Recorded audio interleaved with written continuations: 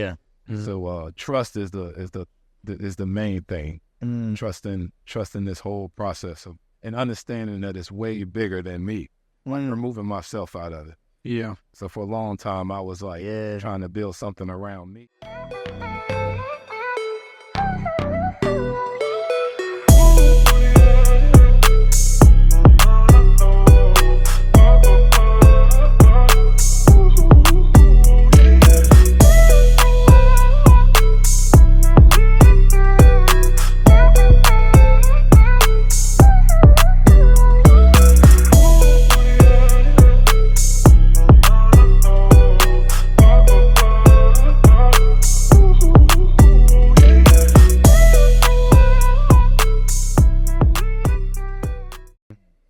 So back to the painting, because, you know, I know the people watching like, yo, you know, these paintings, you're probably seeing these things on the wall now. Like, so for you also being from the area and being able to see your art, like expanding its reach throughout the area, what has that been like? And what was that journey like to get there?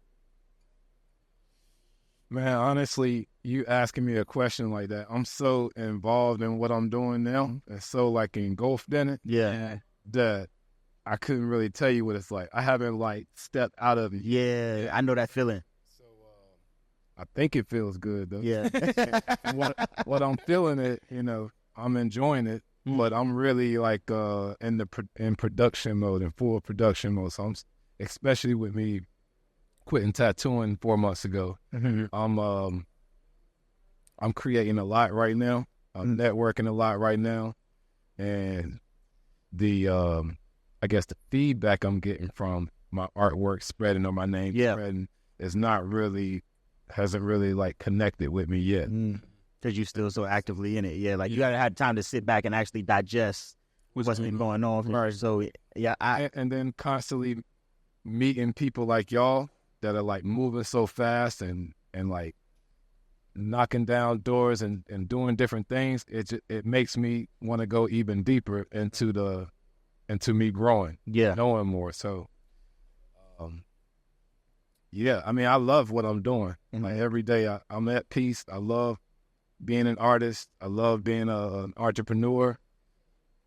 It's all great. It's all great for me. I love every part of it. Yeah. I love when people like tell me that my artwork did something for them or got them through a certain situation. I just ran into a guy yesterday in the elevator, and he was telling me about one of his best friends bought one of my pieces, actually the first piece that sold here. Oh, yeah. And he was just Einstein. Right. He was letting me know that the guy was going through some like really life-changing times, and that painting really did a lot for him. Like he was eyeing it for a couple of months, and then he finally was able to buy it, and he was just telling me how much it impacted him and helped him out a lot. So I don't know these things when I'm painting or when I'm like selling the painting. Yeah. But so to hear stuff like that, that's super dope. Cause Chris is modest. Right? Yeah. So he had hit me up one time. I was back in Raleigh. I'm like, yo, bro, I'm in town. He's like, yo, come by. I come by the house, and I see this huge canvas in the middle of like a beautiful painting of Bob Marley. Like, I mean, one of the most beautiful paintings I've ever seen. And he casually is like, yeah, you know, I'm just working on it, putting some finishing touches on it. I'm like, yo, bro, what? What do you mean just putting some finishing touches on the master? Like, literally just sitting in the living room. And I always thought that was so fly. I was like, you know, first chance I get to really, because I'll turn Chris up just because, like, I'm energetic. Facts. But first chance I get to continue to give you your flowers, I like, you know, I'm going to do that. So first time on our show, man, I'm super proud of what you're doing. That's right. It's reinvigorated us. We're super creative. E and I both like to draw, paint. It's just something that we haven't been able to pursue at the levels that we wanted to do so because we were pursuing other things, right? We've been finding our creativity through business. So for us, the reason that we've been aggressive with partnering up with other creators is because, like, I get to live through you. That's why it's one of the dopest experiences ever to just watch Chris paint. Like, if you ever have an opportunity and you're in Raleigh, one, being able to pull up to his gallery, but two, if there's a show, if you get a chance to actually see him paint in person, is absolutely beautiful because it's a zone that he gets in that is dope to watch. Yeah. Right? Similar to how it's dope for you to watch us be in our zone with business, us watching you, you know, be in your zone with painting and how they come out. And, you know, I'm sure we'll have some B-roll of the paintings on the wall. But like the paintings on the wall from a video don't do it justice. Absolutely. Right? At all. So if you're ever in the area and from a standpoint of just even being able to come check the art out, right? That's what we wanted. We wanted to be able to shed light on artists. Right? We didn't get a chance to paint. But underneath our watch, I guarantee you other painters are going to get some love. Facts. You're gonna get painters, artists, musicians, entertainers, anybody who's trying to create with our umbrella, kind of like what we were talking about. When you start to get more resources, we plan to use our resources to continue to develop the creators and allowing the creators to create. Because how do you move the world forward if people aren't thinking outside the box and creating something different? All right, so I think art is the perfect segue for that, to people to get back to themselves and realize that there's more. And how much more can there be than something physically appearing for somebody's mind? Right. And so I thought that was dope. Thank you. So Steve, Both of y'all. that's a fact. So you keep you mentioned networking a couple of times, and that's something that we speak about a lot. And I think that's one thing, especially in our community, that isn't hit on enough.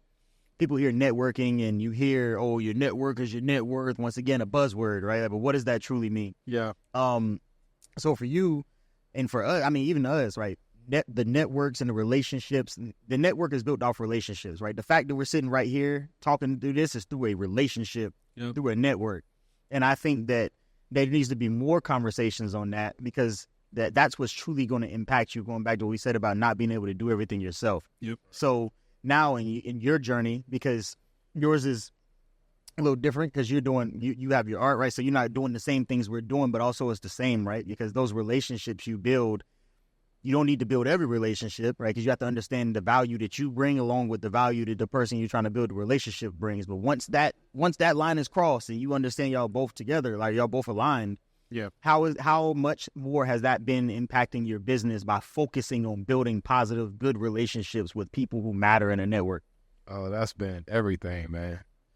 That's been everything, because, and I like what you said about partnering with people based off your deficiencies. Mm-hmm. I guess I was doing that without knowing, but I guess that's why I gravitated towards y'all so much, is because whenever I realize I'm slacking in an area, I automatically start seeking and reading, and like, for instance, y'all are like great speakers. So that's one thing that stood out to me. So I'm like, I want to spend time around y'all. I want to watch y'all podcasts. I want to like be around y'all as much as possible, because I want to learn that. I want to be, as sharp as y'all are when it comes to communicating. But the networking part and linking up with like people that's, I guess, like movers and shakers in the city, that's really more valuable than me selling my artwork, because having access to this, like if I never walked in and met y'all, I wouldn't be on this podcast. I wouldn't be able to display over 20 of my original pieces of artwork in here. It's just, I see crazy opportunity just from having the right relationships. Yeah. Not just, and like you were saying, not any relationships, but like, because I've been connected with people for a long time. Yep. But I feel like once I stripped all of the people that were, I guess, holding me back from the direction I was trying to go, and got just a few of the right people around me. Yep. It's like, it just a few of the right people. Night and day difference. Oh man. It's like, I don't know what's more powerful, if it's like getting rid of the baggage or getting around those few key people. I think by getting around the few key people, it naturally gets rid of the baggage. Yeah. You know what I'm saying? Like, because it naturally starts to flow in a way where when you're around good people, they call you on your bullshit well. Right? And what I mean by that is, like, when you're around negative people, it's like, oh, this guy. They like chastise you, belittle you. Right. Versus, like, if I was to come up to E and say some bullshit, E's going to respectfully, intellectually tell me shut up. Right? It's like, what? Like, that doesn't make any sense. Why would you even hear? And he do meticulous, like, what are your thoughts on that? Why'd you think that? So I know he doesn't agree. You see what I'm saying? I know he doesn't agree, so now I got to defend my position. Right? And as we start to defend the position, he intellectually slice and dice me until it's like, oh, shit, like, all right, that really didn't make sense. My bad, bro. Like, one of the things in the beginning, I used to always, whenever I was making money in real estate, I was starting my first restaurant, and I'm starting to crush it. I'm falling victim. I'm like, yo, E, should I get a new car or what? And he's like, bro, if you asking me, should you get a new car, you know you shouldn't. I'm like, damn, that was not the answer I was hoping to hear. I went to my other man. One of them to validate some bullshit. But that's it right there. I don't wanted the validation of the bullshit. And good friend, good man, standing on principles is like, nah, just because we're friends doesn't mean I'm going to allow you to do something stupid and not tell you. Facts. I'm not agreeing just because my boy. Just because went to one of the other guys, he's like, yeah, I mean, if you want another car, get another car. His perspective was different. I'm not saying he was leading me down the wrong path, but he's like, yo, you have the finance. If you want a car, get a car, right? But it's a balancing act between those two things. So just having that combo, that's it. That's important, and that's an important thing to bring up, because I think when a lot of people start getting money, the first thing they want to do is lifestyle inflate. They want to show that they have it, forgetting that, like, yo, it's a trap, though. It's a trap. It's a trap. It's a trap. I'm not gonna lie, it's designed pretty well, bro. You know me. I try to give respect. I try to give props where props is due.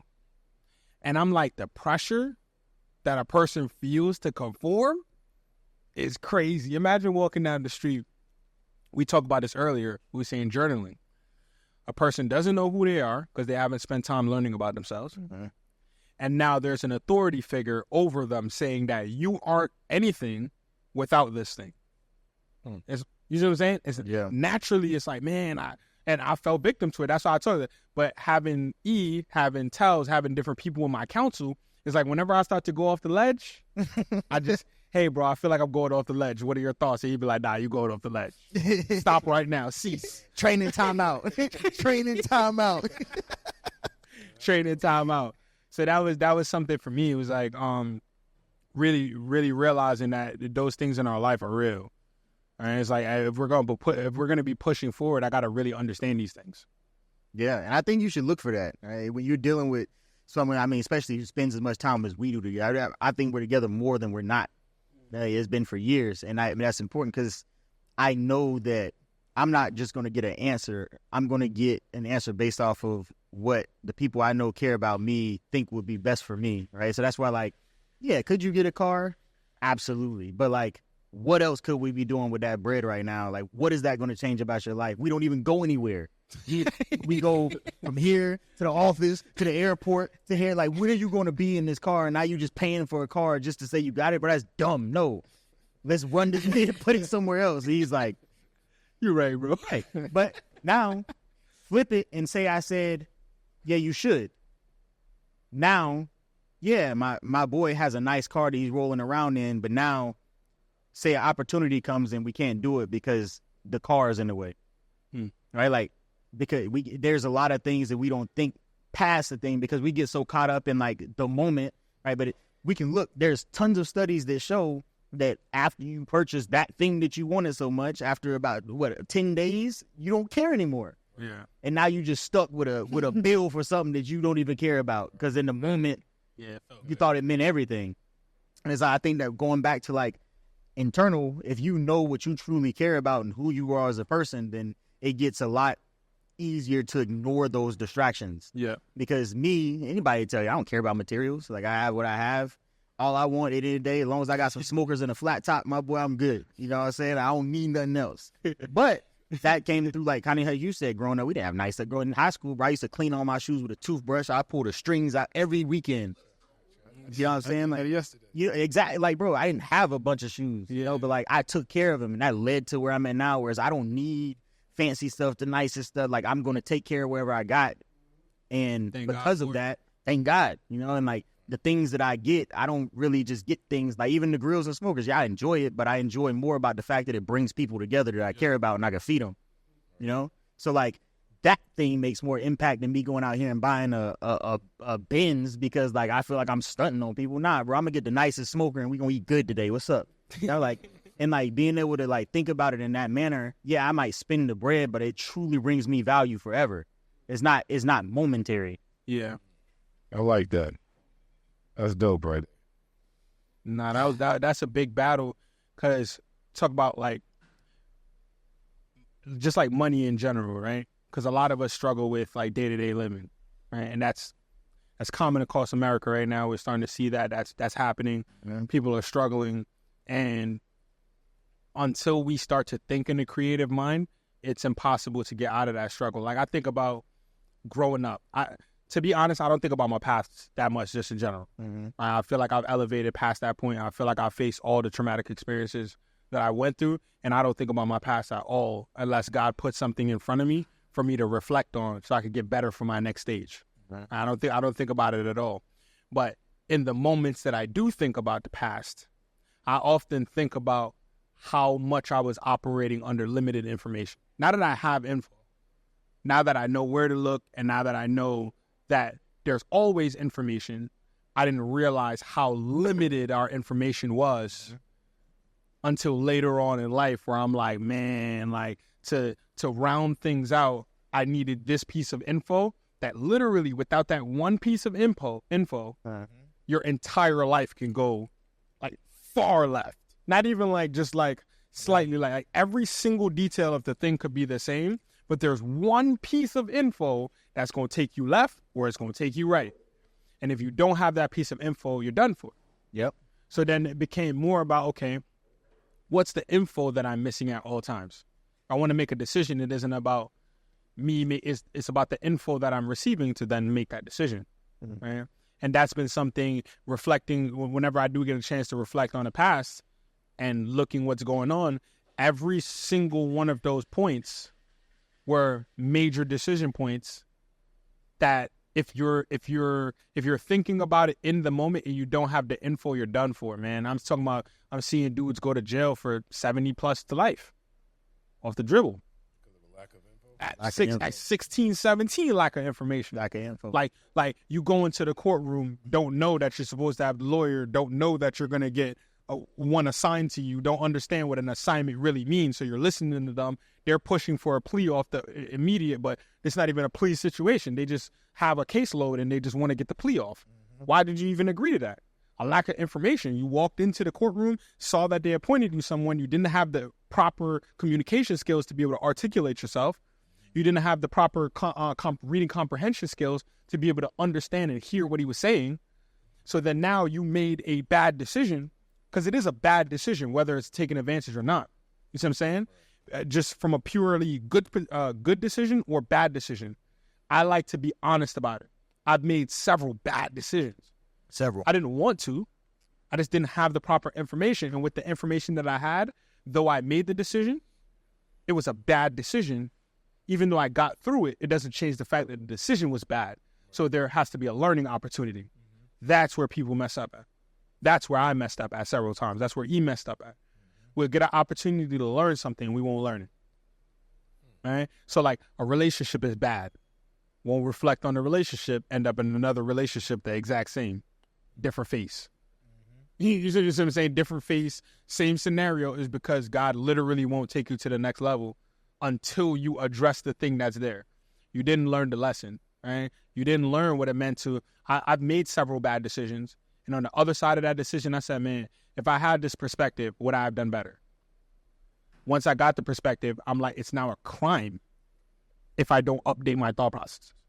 You see what I'm saying? Because I'm just going to be doing the same thing over. If every single time you go shoot at a range and you shoot at the green and you hit green, then you can't be upset for not hitting black because you're not trying to shoot at the black. You know what I'm saying? But life is very similar in that sense where we get what we focus on.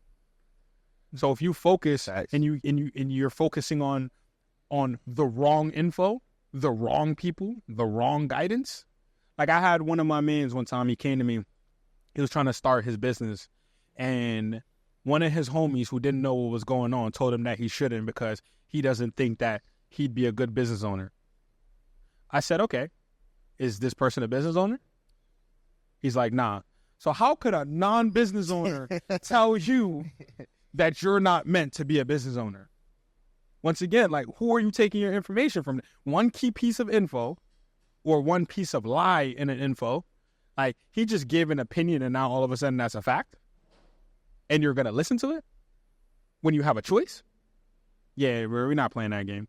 I think a lot of that comes from, and you probably seen this, is we've talked about it a lot, is telling people what to think instead of how to think. And I think that's where, you know, everybody's like running around, but it's like they just been told, like, hey, you should think this, you should do this, you should do this. But no one's telling them how to break down an idea and say, hey, here's how you go about this, going back to like the how to learn thing. Right? And it's so, when you forget, like, what we was talking about, like, hey, I know that I've been told to think these things and things should go this way, but how about, it's almost like the science class. You know, you do the hypothesis, you go through the all the steps, right? Yeah.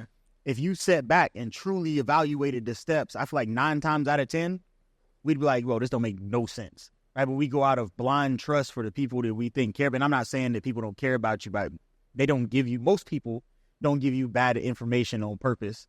Right? But at the end of the day, if you're going to, no matter who it is and whether or not how accurate you think the information is, I feel like there should be some point where you sit back and look at it from start to finish and be like, hey, you know what? I get what they were saying, but me looking at this from what I know, this leads down the dark path. I don't want to go there. And you can adjust. Everything may not need to change, but that one thing, like one piece. That one critical piece. That one piece. But now you might be able to identify, I don't like this piece. Let me go into my network and be like, hey, how do I go about this? And I'm like, nah, bro. Here's how I would think about this. And now you don't just get the answer, you get the thought process behind it as well. That makes the change. Right. How was that like? Because I know it goes back to what we was kind of talking about earlier, but I know that was huge for me. Like not what to think, but how to think. Because there's a lot of things that I grew up thinking that I never really determined. It's just I heard it and I latched onto it. Right. Because that's what was around. Yeah. And there's a lot of stuff that I realized to this day that was incorrect. Right. Incorrect. Stuff like how you feel. Yeah. Yeah, or how others felt. Right, with no validation, kind of like, hey, if you build engines, and I, you know, say I do anything. Let's say I'm a doctor, and you build engines, and I come to you telling you did something wrong to the engine. You gonna listen to that? No, right? But if an engineer though, somebody who really builds engines, is like, yo, your carburetor, blah blah blah. is off. This is an issue and this needs to be fixed. You're more apt to be like, nah, this guy knows what he said. This guy or girl knows what they're talking about. They've dedicated time in this field. They're serious about it. They're not just giving me a critique for feelings. Mm-hmm. Whole different ball game. Whole different ball game. That's why I seek to look. I tell you all the time, like, one of my passions, I enjoy watching people be great at what they do. Right. And through that, I'm able to go and I watch people like, wow, has nothing to do. I don't need to know nothing about what you do, but I can tell if you're good or not. Yeah, because a lot of times people get so caught up in the thing that they forget that the thing you're doing doesn't really tell people about you. It's the intangible pieces that they see that matter. Right? No one cares that you can show up and make a good drink, but I see you don't ever show up on time. I don't care that you can come in and lift a bunch of weights. You ain't taught nobody else how to do it. Right? Like, so there's the pieces that come through there where it's like, yeah, on one end you might be good, but who are you good for? Yep. And like, I didn't see it. I think about these things a lot. A lot. But that's the impact. Like, and I think these conversations have to happen because I'm sure there's tons of people out here thinking the same things, but unfortunately, they're surrounded by people who are like, nah, bro, it is what it is. Oh, it's always gonna be this way. Oh, we was meant to be this way. The Debbie Downers, the negative, the Eeyores, like, you know what I'm saying? Like, I know everybody around here has an Eeyore that you've been around at some point. It's just a Debbie Downer. Or sadness for that Disney Channel. You watched Winnie the Pooh before? No. Oh, man, it's this little. What is he? He's like, I think he's a. He likes sadness for that movie. What is? He's a donkey, but he's just sad all the time. Just like, you know what I'm saying? But just always just pouting and everything. Woe is me, and it's like that can. I was listening. I think 2 days ago, they was talking about like, if you're the light in the room, I was listening on the car ride. It was talking like, if you're the light in the room, then you can bring people who are in a more negative space and environment up as long as your light is bright enough. Okay. But also, if you're a person that's kind of, you're light, you got some light, but it's dim, that person that's negative can also bring you down to the negativity as well. Yeah. And that's why we focus so much on keeping nothing but positive people around us. Is every day going to be good? Absolutely not. But like when I'm around people that are, if your normal baseline is a light, I can help get that light back brighter, but I don't want to be around somebody where it's like, I got to convince you that everything don't have to be dark. Like that's work in itself. That's exhausting. And people subject themselves to be in that environment because they feel like they have to, but you don't. Yeah. You don't. And we got a rule where it's like, nobody is allowed to be negative in groups with us. So like, let's say for instance, like I walk in, I'm having a terrible day. And people know when I have a terrible day because like my whole mood switches. But I'll walk in, if everybody see me having a negative day, it's like he's not allowed to be a negative in any type of way. His template has to be positive because the both of us can't be negative. Yeah. It's not allowed. You know what I'm saying? So now it's ease like, I don't know what's wrong with you, but I know you normally like to take your time. I got this, go take that time. Yeah. All right. All right, bro. Appreciate you as always. I'm definitely going through it. All right, go to the back, go take your time, or go do what you got to do. I got this. And being able to have people like that in your corner is important because that negativity is really contagious. Like it's grossly contagious. Right? That's why we chose to make our motto, positive vibes only. We're living by that. Yep. Right? It's if you're not about that and you're not trying to grow, that's what puts people in predicaments, right? It's like I think about our friendship groups and how serious things are, and we could probably take a break after this. Okay. But I want to leave on this point that I'll look at our friendship group and you realize your friendship group is maturing by how maturity is met with in the conversation. All right, so like I'll say this the example. I wanted to stop drinking at one point. Right? I just didn't feel comfortable with having drinks. I went to E about it. That's maturity entering the conversation, and it wasn't met with giggles, laughs. He want to change it was met with a dead serious convo back. Like what do you need from me? What are your thoughts? Why do you feel this way? What support do you need from me? How can I help? Where am I slacking at? Am I enabling it? Am I making it worse? Like what can I do in this time to make those things better? And that's the difference between having really good people in your corner and me trying to quit several years ago and having people be like, he want to change us. Right. So we getting ready to close everything out. For one, just want to say thank you to Chris. We really appreciate you being, a guest on our first episode. Yeah. Definitely means a lot. We're creating this show because through the conversations that we have every day with people all throughout everywhere, we realize that there's a lot of people that want the answers and there's a lot of people who are not trying to give it to them. And one of the things we feel like it's our duty now that we have the answers and that we know people with the answers that we're able to show and share those perspectives with everyone so that we can make lasting change and impact for everyone. We can't physically touch everyone, but what we can do through this is touch everyone. So closing out, my name again is Eric Johnson. If you want to find me, I'm on Instagram at @InTheSmoker. That's INTHESMOKER. Trust. My Instagram is Andre M Trust. That's ANDRE MTRUSS. Super available, super accessible. And my Instagram is Good Trip Inc. That's GOODTRIPINC. You can visit the physical location of the gallery at 416 South McDowell Street, Raleigh, North Carolina. Yep. I love it. So, hey, once again, want to thank everybody for tapping in and listening. And remember, this is Commander Talk. We out. Yeah. Appreciate y'all, boys. Appreciate you.